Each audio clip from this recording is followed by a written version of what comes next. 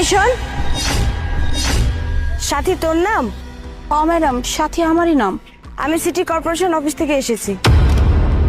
Madam madam আমি আপনার পায়ে ধরি ম্যাডাম। ম্যাডাম এত বড় অন্যায় করেন না। আমি কথা দিতেছি আমি কালকেও হিন্দু দোকান সরাই ফেলবো, কিন্তু আমার নামে চালান কাটেন না ম্যাডাম। আমার কাছে টাকা দেওয়ার মতো টাকা নেই। আমার স্বামীরাও বলে রেখেছে, আমি কই পাবো টাকা? আপনি আমার নামে চালান কাটেন, আপনার পায়ে পড়ি ম্যাডাম। হ্যাঁ ম্যাডাম, আমরা কালকে দোকান ছেড়ে দেবো। আপনি চালান কেটেন না ম্যাডাম, দয়া করে চালান কেটেন না। আরে আমি কোনো চালান টালান কাটতে আসিনি। তোরা ওঠ ওঠ। আমাদের স্যার কি যেন বলবে, এর জন্য আমি এখানে এসেছি। স্যার বাইরে ওয়েট করতেছে, চল আমার সাথে। আমার লগে স্যার কথা বলবে মানে? আমার লগে আবার কিসের কথা? এখন সেটা তো স্যারই জানে যে স্যার তোর সাথে কি কথা বলবে। চল আমার সাথে। স্যার। আলিফ, দেওর, তুমি তুমি এতদিন পর কই থেকে আইলা? তোমার তো সিন হয়ে যাইতেছে না?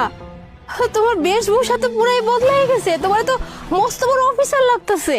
হ্যাঁ ভাবি, আমার অ্যাসিস্ট্যান্টকে আমি নিজেই পাঠাইছিলাম যেন তোমাকে আর আমার ভাতিজিকে এখানে নিয়ে আসে। ভাবি ঠিকই বলছো, আমার পোশাক আশাক থেকে শুরু করে আমার স্ট্যাটাস, আমার অবস্থান সবকিছুরই পরিবর্তন হয়ে গেছে ভাবি, সবকিছু। আর এই সবকিছুর পরিবর্তন শুধুমাত্র স্বয়ংসম্পূর্ণ হয়েছে তোমার জন্য। ভাবি কইতেছিলাম যে এই জায়গায় থাইকা যতটুকু পড়াশোনা করা যায় এতটুকু আমার হয়ে গেছে। এখন আমার পড়াশোনা করতে হইলে শহরে যাওয়ান লাগবো। এই জন্য তোমার কাছে আইছিলাম আর কি, কথাটা কইতে। তো ভালো কথা, তুমি শহরে যাইবা, ভালো একটা প্রতিষ্ঠানে ভর্তি হবা, এরপরে মেলা বড় অফিসার হবা। এ তো খুশির সংবাদ। তোমার ভাইয়ের তো এটাই ইচ্ছা ছিল যে তুমি একদিন অনেক বড় অফিসার হবা। ভাবি শহরে যাওয়া, ওই জায়গায় থাকা, খাওয়া, নিজের খরচ চালানো, পড়াশোনার খরচ সবকিছু মিলায়া বেশ টাকা পয়সা লাগবো। আমার কাছে তো কোনো টাকা পয়সা নাই আর কি।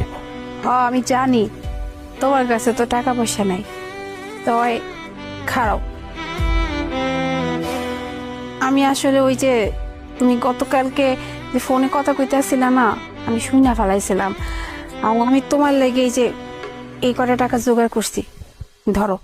ভাবি এতগুলা টাকা তুমি কই পেলা? আসলে তোমার ভাই যে বিয়ের সময় আমার যে একটা গলার হার দিছিল, ওই হারটা আমি বেচে ফেলাইছি। ভাবি তুমি এটা কি করছো? ভাইয়ের দেওয়ার শেষ স্মৃতি আছিল ওইটা তোমার, তুমি ওটা আমার জন্য বেচে দিচ্ছ। এটা তুমি ঠিক করো নাই ভাবি। ধরো কি সব কথা কই